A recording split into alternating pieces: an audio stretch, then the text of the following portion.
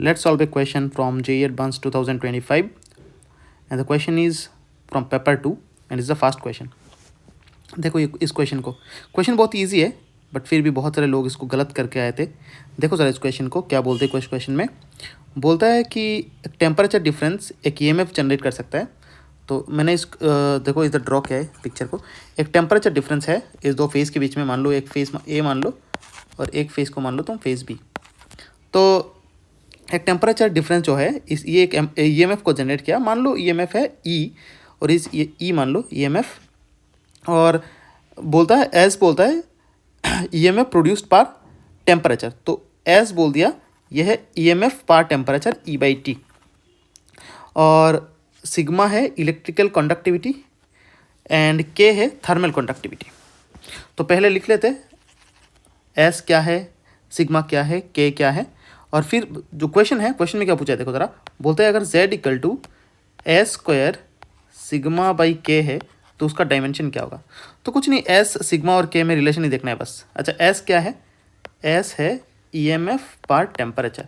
EMF का unit है voltage का यूनिट, तो वोल्ट पर टेम्परेचर की यूनिट. अच्छा टेम्परेचर की यूनिट को के लिख लेते डायरेक्ट केल्विन में, तो ये हो गया वी बाई के. जो सिग्मा होता है, sigma is nothing but conductivity. Conductivity को लिख सकते हो 1 बाई रेजिस्टिविटी, और जो रेजिस्टिविटी है वो है रेजिस्टेंस और फिर area by length of the conductor, है ना. ऐसा करके लिखते हैं हम लोग. उसको सिग्मा को लिखा जा सकता है फिर एल बाई आर ए. अच्छा देखो ज़रा लेंथ और एरिया जो है, एरिया क्या होता है, एरिया का यूनिट क्या होता है, लेंथ का स्क्वायर, मतलब उसका डायमेंशन होता है लेंथ स्क्वायर. तो अगर ए को इधर हम लेंथ का स्क्वायर लिख ले तो स्क्वायर के साथ ये ऊपर का एल कैंसिल हो जाएगा. तो उसको तुम लिख सकते हो 1 by R L, where R is nothing but resistance. हाँ अब बारी है के का बारी. के क्या है, तो अगर तुमको पता है डी क्यू डी टी को कैसे लिखा जाता है. D Q D T is the heat flowing per second, rate of heat flow. तो हीट फ्लो एक्चुअली क्या है, this is Q is nothing but it has the dimension of energy, heat energy. So this heat energy flowing per unit time, उसको लिखा जा सकता है K, जो coefficient है जिसको बोलते हैं thermal conductivity, coefficient of thermal conductivity. और ये जो रेट ऑफ फ्लो है वो डायरेक्टली डिपेंड करता है कि जिस एरिया से वो फ्लो कर रहा है वो एरिया कितना है. अगर एरिया ज़्यादा है तो हीट ज़्यादा फ्लो होता है, एरिया कम है तो कम फ्लो होता है. तो ये डायरेक्टली प्रोपोर्शनल टू ए. और किसके ऊपर डिपेंड करता है कि ये जो दो फेज़ है, जो दो नाम किया था मैंने ए और बी, इन दो फेज़ के बीच में टेम्परेचर का डिफरेंस कितना है. मान लो टेम्परेचर का डिफरेंस टी है, इसमें मान लो T1 है और उसमें मान लो T1 माइनस टी, मतलब T1 से T कम है. यानी इन दोनों के बीच में जो टेम्परेचर का डिफरेंस है वो है मान लो T, और it is inversely proportional to the distance between the two plates और टू फेज बोल सकते हो. ये जो ए और बी प्लेट है, मतलब अगर इसको बना दो ऐसा करके दो हिस्सा है उसका, इन ए और बी में डिफरेंस कितना, डिस्टेंस कितना है. मान लो इसमें डिफरेंस है L, so it is inversely proportional to that distance between the two planes. ठीक है ना. तो इसका यूनिट क्या होगा डिक्यूरिटी का, तो डिक्यूरिटी है के ए टी बाई एल, मतलब ऐसा करके लिख सकते हो तुम.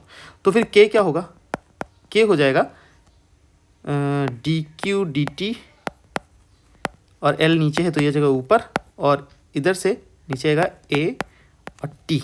अच्छा उसको लिखे अगर एनर्जी को मैं लिख लूँ, एनर्जी के टर्म का लिख दूँ मैं, एनर्जी देखो ई से एनर्जी लिख देता हूँ, और टाइम है उसको स्मॉल टी से लिख देता हूँ मैं, और है एल तो एल ही है, और नीचे है ए टी एरिया को लेंथ स्क्वायर के टर्म में लिख देता हूँ, और टेम्परेचर को के लिख देता हूँ. तो उसको लिख सकते हो ई, और एक एल इसके स्क्वायर का साथ कैंसिल हो गया है, तो नीचे है टी एल के, है ना.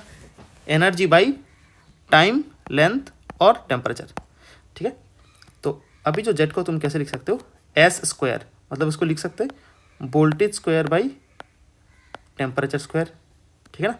सिग्मा को लिखा जा सकता है 1 बाई आर एल, और है के. अच्छा नीचे था के, है ना. जेड इक्वल टू क्या था, एस स्क्वायर सिग्मा बाई के, तो 1 बाई के. तो 1 बाई के का क्या हो जाएगा, ये हो जाएगा टी एल के बाई एनर्जी. ओके. अब देखो उसको लिखा जा सकता है बी इंटू बी लिख दूँ और एक बी को मैं आई आर लिख सकता हूँ, मैं इसको आई आर करके लिखता हूँ। और एक बी को बी स्क्वायर है ना, तो 2 बी है, नीचे है सिर्फ के, क्योंकि इसका स्क्वायर इस के साथ कैंसिल हो गया है ना, ये लेंथ इस लेंथ के साथ कैंसिल हो गया, ठीक है। और इसको लिखा जा सकता है नीचे सिर्फ 1/r और टी बाई एनर्जी के टाइम में लिखता हूँ। अब देखो एक आर के साथ कैंसिल हो गया ये आर। अब इसमें क्या बचा है, वोल्टेज। वोल्टेज क्या है एक्चुअली, वोल्टेज का डेफिनेशन क्या है, मतलब पोटेंशियल डिफरेंस वोल्टेज क्या डेफिनेशन है, it is the work done required to bring a charge from infinity to a point inside an electric field. तो उसका जो यूनिट था वो होता था वर्क डन पर चार्ज, मतलब उसको लिख सकते हो जूल पर कुलुम्ब, ऐसा करके तुम लिख सकते हो वोल्टेज को। तो मैं वोल्टेज को लिख रहा हूँ एनर्जी पर चार्ज, और चार्ज का यूनिट को, चार्ज को मैं क्यू से लिखता हूँ, ठीक है। और ऊपर है एक आई, ठीक है, और देखो नीचे है के, और ये हो गया टी बाई एनर्जी।